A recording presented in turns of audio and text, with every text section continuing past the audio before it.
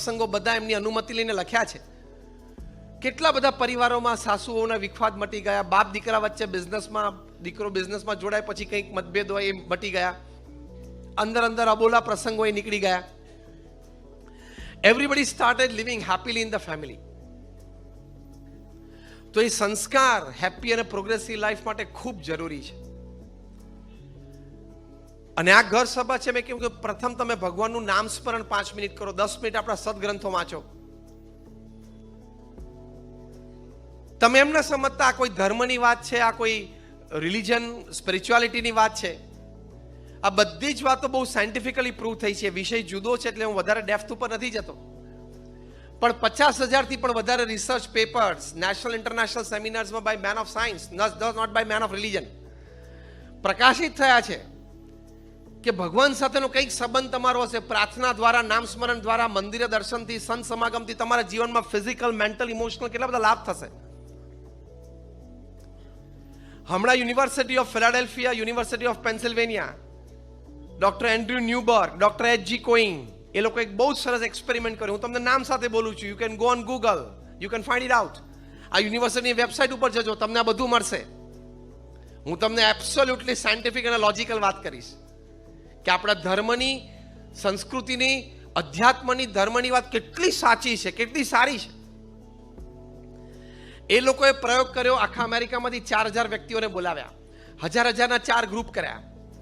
પહેલું age group હતું 4 to 12 years, બાળકો હતા. બીજું એજ ગ્રુપ હતું 12 થી 22, ટીનેજર્સ અને યંગસ્ટર્સ. ત્રીજું એજ ગ્રુપ હતું 22 થી 60, જે બૌદ્ધા આપણે અહીંયા બેઠા છીએ એજ ગ્રુપના, 22 થી 60. અને ફોર્થ એજ ગ્રુપ હતું 60 to 80, retired and old age people. આ લોકો across caste, creed, religion, nationality હતા. આખું ક્રોસ સેક્શન હતું. સ્પેશિયલ સાયકોન્યુરો સોફ્ટવેર્સથી એ લોકોના માઇન્ડ મેપિંગ અને એમઆરઆઈસ થયા કે એ લોકોના શરીરમાં, બોડીમાં હાર્મોન્સનું સિક્રેશન, મૂડ્સ, થોટ્સ પ્રમાણે બધું ચેક થયું. પછી એ લોકોને કહ્યું કે તમે ભારતીય પદ્ધતિ પ્રમાણે જમીન ઉપર પલાઠી વાળીને બેસો, જે પણ ભગવાનમાં તમે માનતા હોય ભગવાનની મૂર્તિનું ધ્યાન કરીને તમે નામ સ્મરણ કરો. 12 મિનિટ 3-4 વખતે પ્રયોગ કરાવ્યો. પછી આ બંને doctors, doctor Andrew Newberg, doctor H G. કોઈંગે કીધું કે હવે તમે બધા પોતપોતાના ઘરે જાઓ. You are subject of this experiment. Continue this experiment every day for 8 weeks. 8 અઠવાડિયા સુધી તમારે રોજ 12 મિનિટ આ પ્રયોગ કરવાનો. They did it faithfully. 8 અઠવાડિયા પછી પાછા એ લોકોને બોલાવ્યા, 2-3 વખત પ્રયોગ કરાવ્યો. પછી આ સાયકોન્યુરો સોફ્ટવેર વર્ઝન 2.0 થી ફરી વખત એ લોકોના માઇન્ડ મેપિંગ અને એમઆરઆઈસ થયા. And you can read the conclusion report. એમાં લખ્યું છે કે અમને આ સાયકોન્યુરો સોફ્ટવેર્સથી જે એના હાર્મોન સિક્રેશન્સ બોડીમાં થાય એની પરથી એક વાત નક્કી થાય છે એઝ અ કન્ક્લુઝન કે જે 4 થી 12 વર્ષના બાળકો હતા એ લોકોએ રોજ 12 મિનિટ ભગવાનનું નામ સ્મરણ કર્યું તો 15 થી 25% વધારો એ લોકોના મેમરી પાવરમાં અમને જણાણો. આ હેપી અને પ્રોગ્રેસિવ લાઈફ માટે બહુ મોટો એકમ છે કે નહીં? તમારા બાળક 60-70% ની રેન્જમાં રહેતું અને તમને 10-15% માટે ટેન્શન રહેતું અને બાળક 90% ક્રોસ કરવા માંડે તો તમારી માટે પ્રોગ્રેસિવ અને હેપી લાઈફનું એક બહુ મોટું કારણ બની જાય કે નહીં? Yes or no? તો ધીસ એન ઇઝી વે. જે 12 થી 22 વર્ષના તરુણો અને યંગસ્ટર્સ હતા એ લોકોને 15 to 25% increase in will power and confidence. કારણ કે આ 12 થી 22 વર્ષના હોય ને એ લોકોને આમ વિલ પાવર અને કોન્ફિડન્સ બહુ શેક થતો હોય. આની સાથે ફ્રેન્ડશિપ કરું કે ના કરું? હું આ સબ્જેક્ટ લઉં કે ના લઉં? આ ટીચર મને ફાવે કે ન ફાવે? આ કોર્સ, આ ટેક્સ્ટ બુક મને ગમે ન ગમે? આ ક્લાસીસમાં જવું કે આ ટ્યુશનમાં જવું કે આ ટ્યુશનમાં જવું? હું આ પહેરું કે આ પહેરું? દ્વિધાઓ બહુ હોય. 25 વર્ષ થાય ને પછી આ બધી દ્વિધાઓ મટી જાય. સવારમાં ઉતાવળ જેટલું જેટલું ખેંચીને જે આવે પહેરી ભાગવાનું જ હોય. It's just a lighter moment. What I mean to say is કે willpower અને confidence આ લેવલ ઉપર in the age group of 12 to 22 એમાં 25% ઇન્ક્રીઝ થાય તો કેટલો મોટો લાભ હેપી અને પ્રોગ્રેસિવ લાઈફ માટે છે. જે 22 થી 60 વર્ષના હતા, જે બૌદ્ધા એજ ગ્રુપ આપણે અહીંયા બેઠા છીએ, એ લોકોને પણ 15 થી 25% વધારો જણાયો એમના બફર કેપેસિટીમાં. એટલે capacity two absorb shocks of life, એટલે જીવનમાં ઝાટકા સહન કરવાની શક્તિ. કારણ કે જેટલા આવવાના હોય ને 22 થી 60 જ આવે. હા, વ્યક્તિગત જીવનમાં, પારિવારિક જીવનમાં, વ્યવસાયિક જીવનમાં શોક્સ આવે લાઈફમાં. Shocks of life is part of life. આવે જ અને આવવા જરૂરી પણ છે. કારણ કે some of the best and the important lessons of life you learn from your shocks, setbacks, failures and falls. Yes or no? તો એ જરૂરી છે, એટલે આવે, ક્રમ છે એનો. તે લોકોને એ લાભ થયો કે એમાં એ લોકોની બફર કેપેસિટી, એબ્ઝોર્પ્શન કેપેસિટી વધે છે. તે પણ હેપી અને પ્રોગ્રેસિવ લાઈફ માટે બહુ મોટી વાત છે કે તમે તમારા ફેમિલી મેમ્બર્સમાં બીજે ટ્રાન્સફર ના કરો એ શોખ. અને જે છેલ્લું એજ ગ્રુપ હતું 60 થી 80, રિટાયર્ડ અને ઓલ્ડ એજ પીપલ, એ લોકોને પણ 15 to 25% increase in their strength of immunity system. એટલે કે રોગ પ્રતિકારક શક્તિમાં એ લોકોને 15 થી 25% વધારો જણાયો. 80 વર્ષની ઉંમરે તમારી માટે સૌથી મોટી મિલકત શું છે? સ્વાસ્થ્ય, હેલ્થ. તમે તમારું કામ જાતે કરી શકો અને સાંજે આવા ગાર્ડનમાં અડધો કલાક આવીને બેસી શકો. 80 વર્ષે મોટો લાભ છે ને. 82 વર્ષે તો એ જીવનમાં બહુ જ મોટો લાભ છે. તો એ લોકોને 15 થી 25% સ્ટ્રેન્થ ઓફ ઇમ્યુન સિસ્ટમ, એટલે કે રોગ પ્રતિકારક શક્તિમાં વધારો જણાયો. તો આના પરથી શું સાબિત થયું?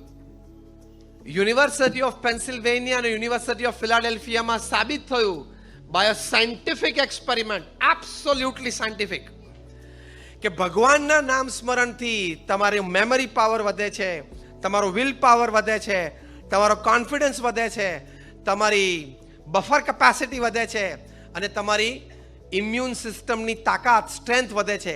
આ 5 લાભ મળતા હોય તો પણ ભગવાનનું નામ સ્મરણ કરવું જોઈએ કે ના કરવું જોઈએ? હા કે ના? ચલો સ્વર્ગની વાત ને મોક્ષની વાત ભૂલી જાઓ, પણ આ 5 લાભ માટે તો કરવું જોઈએ કે ના કરવું જોઈએ?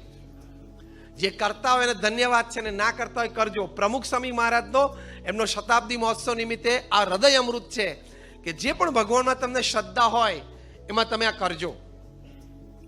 Every aspect is scientific. એ વિષય જુદો છે. તમને જ્યાં પણ ધર્મમાં શંકા હોય તમે મને પ્રશ્ન પૂછજો, હું તમને એમાં સાયન્ટિફિક પ્રૂફ સામે મૂકીશ. આવા 500 રિસર્ચ પેપર્સની કોપીઝ મારી પાસે છે. આપણે મંદિરમાં જઈએ ત્યારે ભગવાનને ખબર છે સાષ્ટાંગ દંડવત પ્રણામ કરીએ છીએ ને? સાષ્ટાંગ દંડવત પ્રણામ કરીએ છીએ. 2 વર્ષ પહેલા ઇંગ્લેન્ડની ઓક્સફર્ડ યુનિવર્સિટીએ એ લોકોએ પણ 8 થી 10 વર્ષના એક્સપેરિમેન્ટેશન પછી એવી વાત જાહેર કરી કે જે ઇન્ડિયન સિસ્ટમમાં સૂર્ય નમસ્કારમાં જે દંડવત પ્રણામની પદ્ધતિ છે એ કોઈ વ્યક્તિ નાનપણથી 5 પણ રેગ્યુલર કરે તો એને જીવનમાં ક્યારેય ઓસ્ટિયોપોરોસિસ થાય જ નહીં, એટલે કે ક્યારેય એના હાડકા નબળા પડે જ નહીં.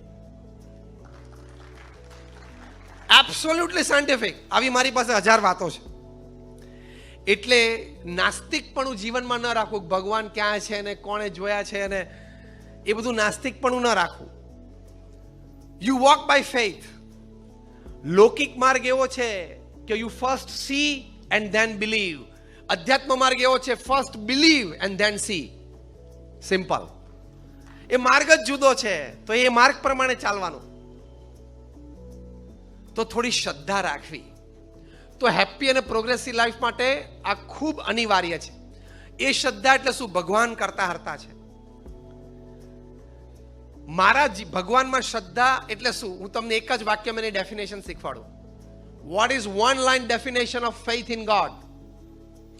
તો એક લાઇનમાં એની વ્યાખ્યા એ છે કે મારા જીવનમાં જે કંઈ પ્રસંગ આજ સુધી બન્યા, સારા કે નરસા, જે કંઈ બની રહ્યા છે અને જે કંઈ બનશે એ ભગવાનની ઈચ્છાથી બન્યા છે, મારા સારા માટે બન્યા છે.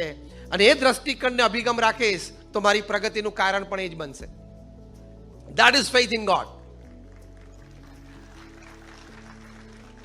આપણે હેપી લાઈફમાંથી કેમ ડિસ્ટર્બ થઈ ગયા છે? Why did this happen to me? ભાઈ નહોતું થવું જોઈતું, થઈ ગયું, હવે તારે શું કરવું? બોલ. Done is done. It cannot be undone even if you go to London. અને એવું નથી હા કહેવત થોડી ખોટી છે. Even it cannot be undone even we go to London. નહીં, લંડન ગયા પણ 2-4 જણાને પાછા લાવવાના છે. પ્રક્રિયા ચાલુ છે. એટલે એવું નથી કે it cannot be undone. It can be undone even if you go to London. અને એ 2-4 જણાને બોલાવાના જ છે. યુકેની સેક્રેટરીએટ હોમ સેક્રેટરીએ સહી કરી દીધા છે એક્સ્ટ્રાડિશનના. અને હમણાં ગઈકાલે એક જણાને થોડું એક્સટેન્શન થયું કસ્ટડીમાં, જ્યુડિશિયલ પ્રોબમાં. એ આવશે ને મોઢું ખોલશે એટલે એની તકલીફ ને બીજા 2-4 જણાની તકલીફ પડશે. But that's a different chapter. What I am talking is કે એક્સેપ્ટ કરી લો. મને ક્યારે દુઃખ ન આવવું જોઈએ એવું નહીં બને. મને ક્યારે કોઈ ફિઝિકલ ઇન્જરી ના આવે એવું નહીં બને. તમે કોઈ એવો પ્રસંગ જાણ્યો છે કે 22-25 વર્ષનો કોઈના પરિવારમાં કોઈ સંતાન કાર એક્સિડન્ટમાં ઓફ થયો હોય એવું જાણ્યું, વાંચ્યું છે? હા કે ના? બધાને ખબર છે. My question to you today is, if that can happen in somebody's family, is there a probability of happening in your family? બોલો.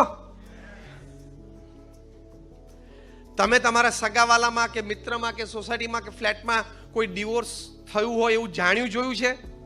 Yes or no? So if it can happen there, can it happen with you or your son or your daughter? Yes or no? It can happen. તો mentally તમે prepared રહો. જીવનમાં 8-10 જે મોટા દુઃખ છે એમાંથી 2-3 તો બધાને આવે છે. 7 અબજની વસ્તીને બધાને આવે છે. You are not an exception. Accept it, તો તમે સ્થિર રહી શકશો. આ હેપી અને પ્રોગ્રેસિવ લાઈફ માટે ખૂબ જરૂરી છે. તમારા મિત્રમાં, સગાવાલામાં, પરિચિતોમાં, પડોશમાં, ઓફિસમાં તમે કામ કરતા હોય, કલીગ